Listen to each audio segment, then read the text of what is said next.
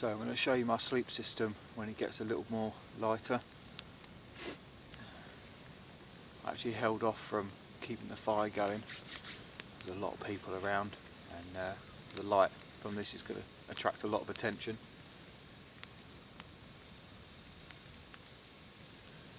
A lot of dog walkers out early on a Sunday down the lower paths.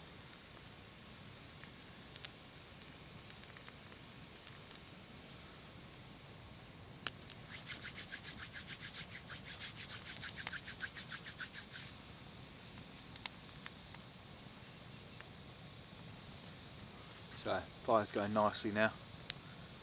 I don't think we're going to have time to do the torches. The battery got too cold last night to film, and I couldn't warm it up. The wind and the cold killed the fire, so I didn't want to relight it when I'm just going to get back into bed an hour or 2 hours later. So it was simpler just to get back, or just go into the hammock and get warm that way.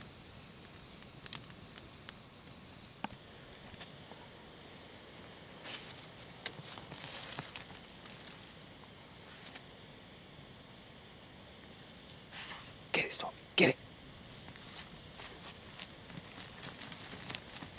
One good thing about huskies, they're very good diggers.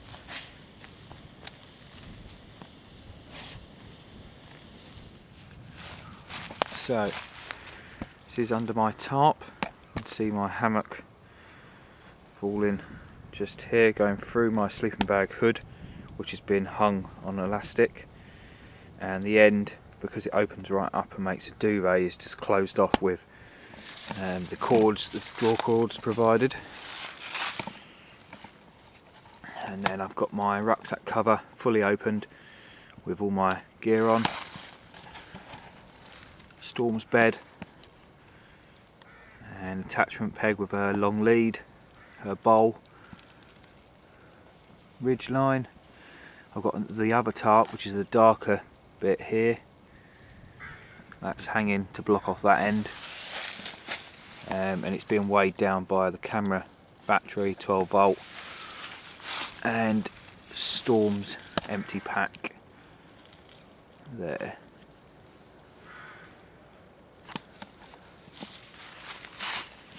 So inside my bag then,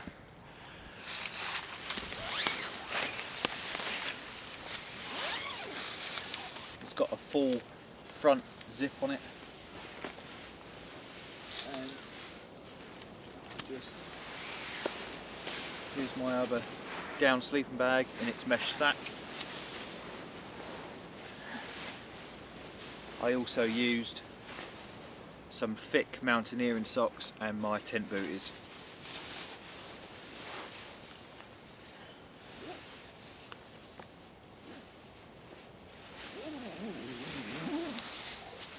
So it did quite well like that. There are some modifications I could do to make it better, but it slept quite well.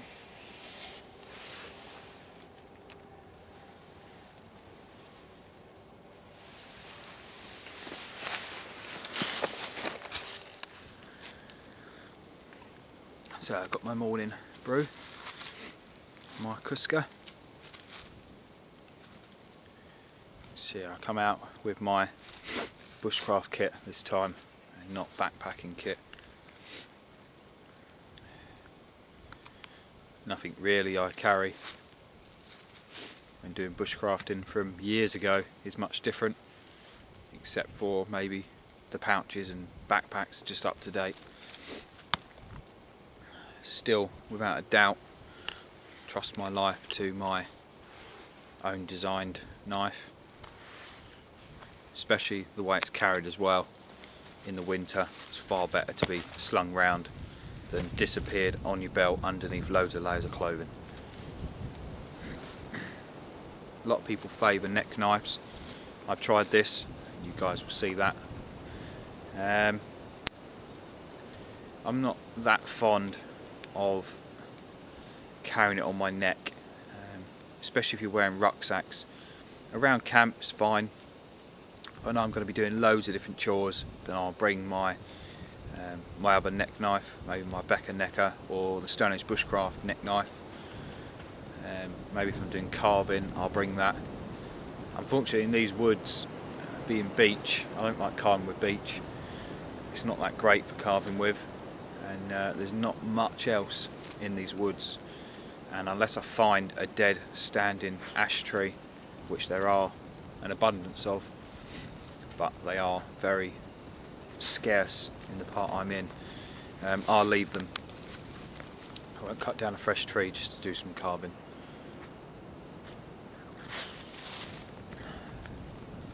So, wind is not letting up. This top from Swan-Dri has a windproof insert in it, and that's not doing great at blocking this wind.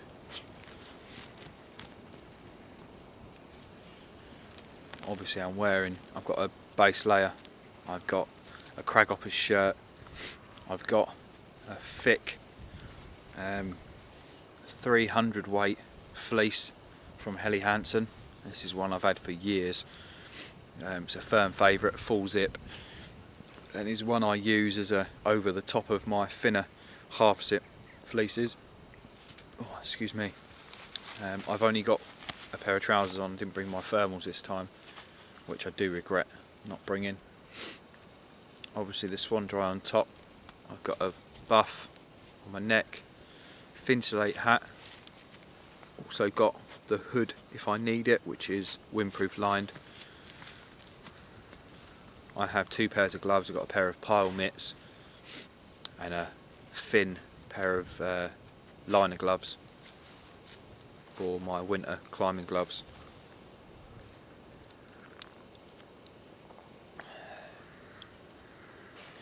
So I'm going to be moving my camp spot. Unfortunately, someone did contact me that comes to these woods and knows exactly where I am.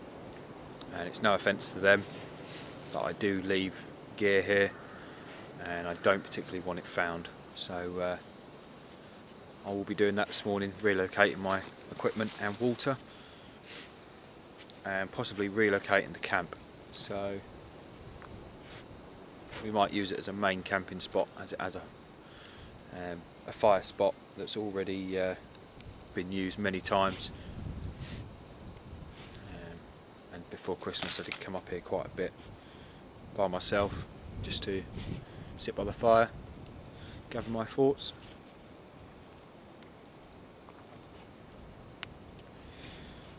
I do, however, want to show you something that I have changed on my system.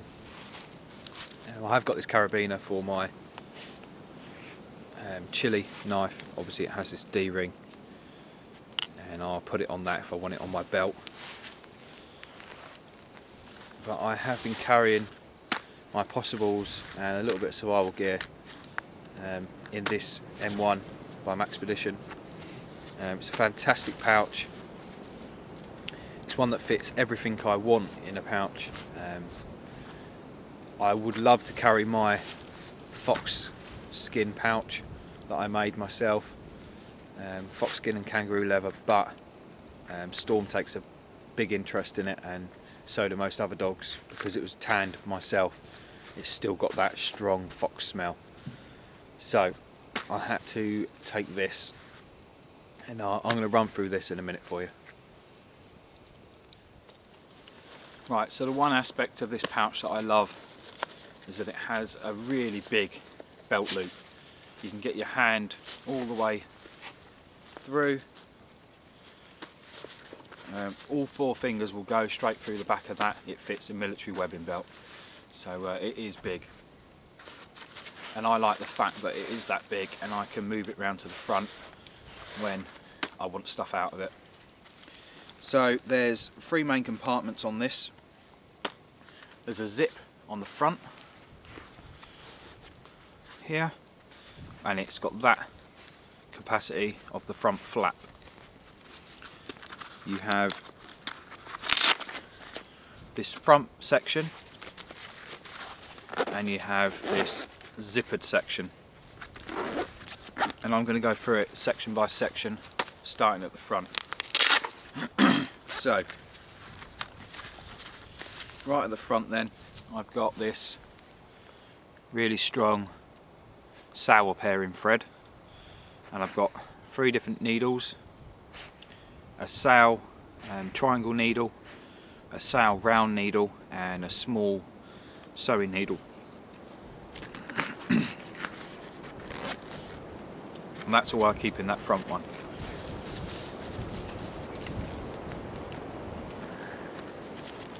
So lifting this up then, this front section has 2 slips. There's one behind this bit here, which I don't use, and there's one right at the back which I stick tinder card in, and I use this as matches to light candles, maybe to light wax balls and stuff like that.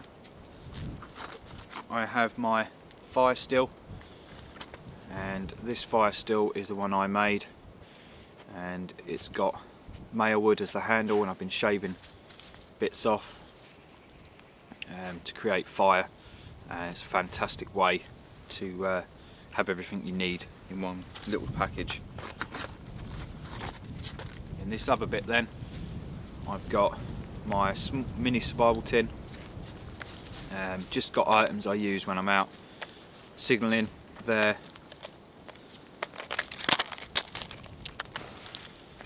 Is that mirror? Inside then, I've got 2 LED lights, Dermasafe saw and blade, whistle, some tinder card, some gaffer tape, a mini light my fire steel, a tinder, a mini tinder thing that I made. I think that's it, so I put in that one.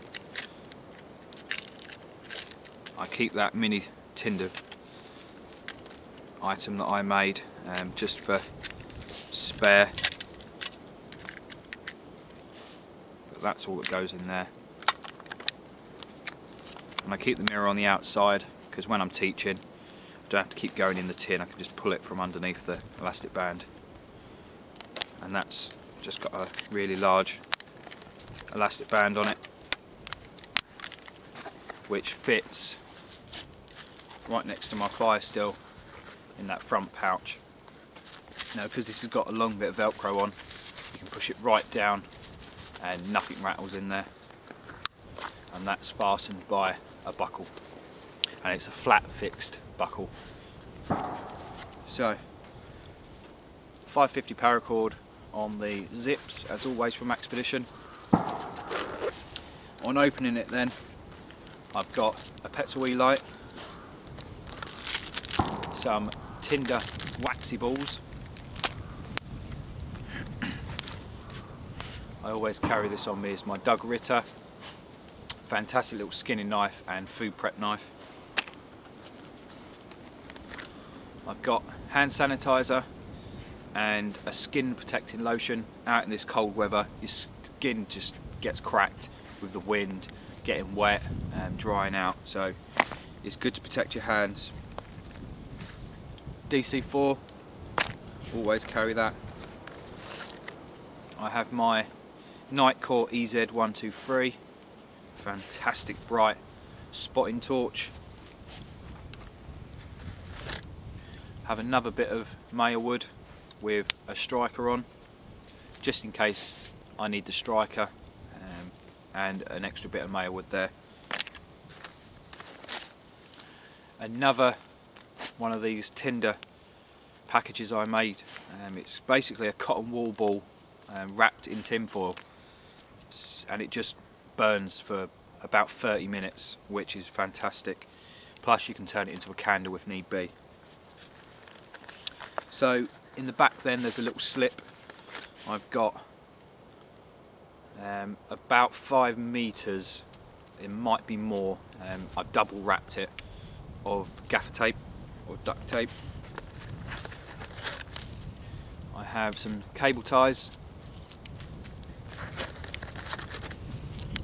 and this is all part of the shelter building. series that I do when teaching. This is a see-through 50-gallon drum liner. Fantastic, so many uses with this. It's see-through, so it can be used as a transpiration bag for foliage, and that just goes in the front slip there. And that's all I carry. Everything is compartmentalised, so I know where everything is. I actually have to replenish these. I carry 3 of these in here, and I have been using them. I just need to replenish that. My little Doug Ritter, the Maya stick with the little striker, and my Nitecore spotting torch down there. That's a fantastic little torch. It fits on a mount for the GorillaPod. So if I need focus light and on a stand, that's my light that I go to. Waxy balls and my Petzl light. And that's what I carry in here. When I am teaching, obviously stuff gets used, like the shelter sheet, and I just have to replace it, and I've got quite a few of them. So fantastic little pouch to keep that kit in. It's not heavy. I would probably guess it weighs about 300-400 grams at most when it's full and it's got everything that it should have in it. So I also carry this larger Maya stick. This is from the Light My Fire firelighting kit, where you get the Grandpa's fire fork, a Scout fire steel, and this fire stick. I love it. It's a great way to make a fire, and this is what I made my fire steel out of. Cut it in half. One half I drilled a hole in, put the fire steel in, and it's not fixed, so I can pull it out and use the whole lot of the Maya wood. The other half is on this cord, which has then got my scraper on, which is in my pouch. Also got a spare fire steel that can go in my pouch if need be. It's a brand new one. I haven't used it. I've had it for ages. I've had it as a gift, probably for my birthday, and it hasn't been used, and it just stays in my pocket. Fire steels are a great way to make fire, and when you're teaching a lot, you do go through them, so it's quite good to have a few different ones. So again, in this pocket, these are the Bear Grylls Craghoppers. I love them. They're lightweight, and I don't like them for the name, I can tell you that now. I've just put the sheath in this little elasticated, it looks like it would be for a knife because it'd stop it from flapping around. I've just got my Svord Mini Peasant. It's a fantastic knife, I've shown you that before.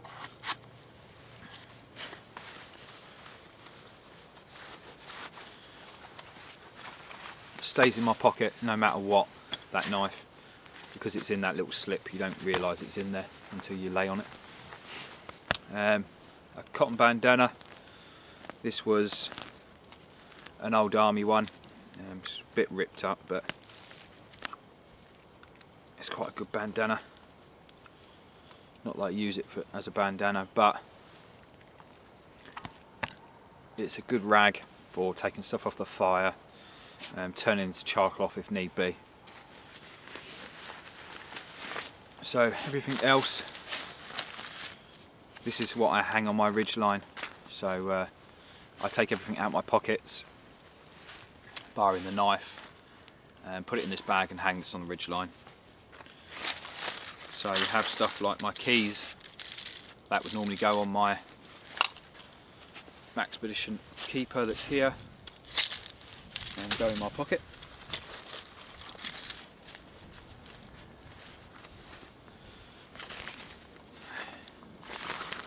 And then they have been used. Electrolyte tablets, a lip balm, and some extra strong menthol lockets. Everything else goes in my rucksack. In my top pocket then is my little wooden spoon on a bit of reflective green paracord so I can find it, and normally I put my iPhone in there when it's not in my pocket. At the moment it's on charge on my camera battery. So that's all I'm carrying. If you can hear this pig-like noise, that is my dog. She's still trying to dig out a root.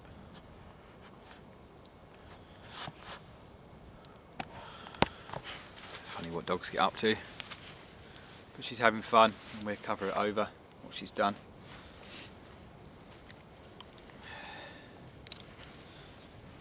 So I'm going to get another brew, and I'm going to start packing up and get ready to move my box to another location.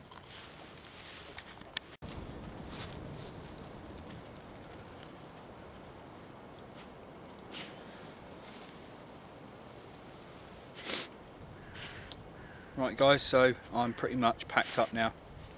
I've still got the fire burning down, and the little stubs are burning now. Got my tarp and all my gear packed, barring a few little bits like my food, my brew kit, the dog's mat which my kit's on. I have got a little bit of advice for anyone that wants to come out in the cold, and it will depend on two things. First one, whether you're going to have a fire, and the second one, having enough water to do this. Now, I always keep water over the fire to keep warm, even if it's just away from the fire. When I'm having a fire and I've got a billy can, always best in the cold to keep hot water on the go. Just means you can warm up almost instantly with 1 or 2 sips of your brew. Now, you've heard that caffeine's obviously not going to be great for you. It does in the long term dehydrate you. At the same time, you're still getting fluids in you, and if you enjoy what you're drinking, it's giving you that boost to your brain that you're actually eating and drinking stuff you like. And that's the main thing when you come out. Don't bring out food because it's easy. Bring out food you enjoy and you eat. Otherwise you're not going to eat it, and you're just going to get hungry, tired, lethargic.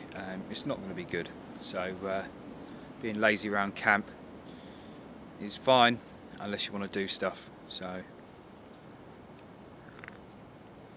you're meant to be out here enjoying yourself. You need food and fluid to keep you going.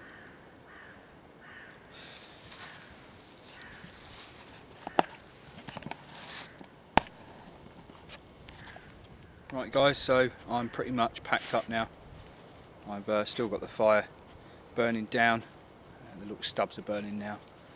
Got my tarp and all my gear packed, barring a few little bits like my food, my brew kit, the dog's mat which my kit's on. I have got a little bit of advice for anyone that wants to come out in the cold, and it will depend on two things. First one, whether you're going to have a fire, and the second one, having enough water to do this. Now, I always keep water over the fire to keep warm, even if it's just away from the fire.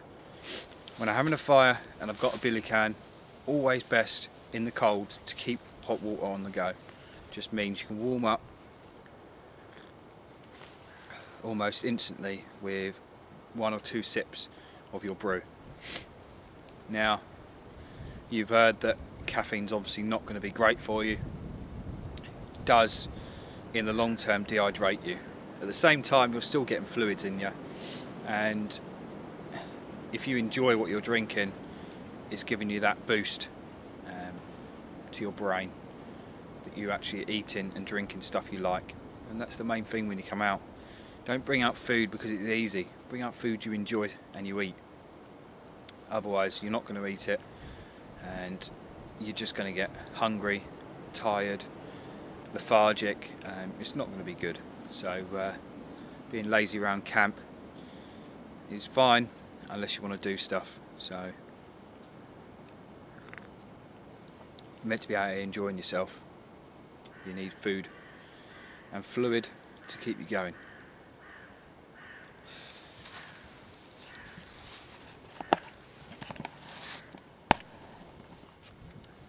So this is the fire just burning down. I've still got about half a pot of water on. Obviously if it gets down low you're going to have to top it up, which was the keeping enough water in camp. I'm quite lucky that I carried quite a few 5 litre water bottles up here full, and we're slowly getting through them, and I'll top up when I don't use water and the fire gets put out, and it actually I let it burn out first. It saves pouring too much water on it. So as it's an established fire pit, it's fine. No need to tidy it away, just make sure it's completely out.